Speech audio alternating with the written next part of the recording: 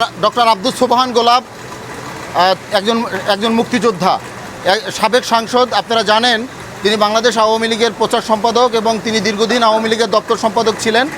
তার নামে একটি দুদকের মামলায় তাকে আজকে মহানগর আদালতে আমরা জামিনের জন্য প্রার্থনা করেছি। এবং আপনারা জানেন তিনি একজন মুক্তিযোদ্ধা হয়েও প্রায় আজকে 2 বছর কাল মিথ্যা মামলায় কারাগারে রয়েছেন। এবং যাদের যুদ্ধে, যাদের পরিশ্রমে, যাদের ত্যাগের বিনিময়ে আমরা বাংলাদেশ পেয়েছি, একজন মুক্তিযোদ্ধাকে বিনা বিচারে দীর্ঘ 2 বছর কারাগারে রাখা, এটা আসলে কতটুকু যৌক্তিক, কতটুকু অমানবিক, এটা ভাবার বিষয়। এই স্বাধীন বাংলাদেশে যাদের কারণে আমরা বাংলাদেশটা পেলাম, সেই মানুষগুলো আজকে আসামি। এটাই হলো আজকের দিনের প্রেক্ষাপট।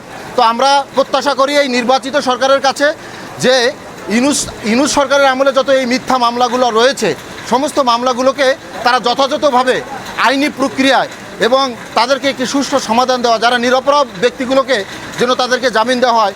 উনি একজন 72 বছর বয়সী মুক্তিযোদ্ধা, ওনার চিকিৎসার ব্যবস্থা হচ্ছে না কারাগারে, তিনি অসুস্থ।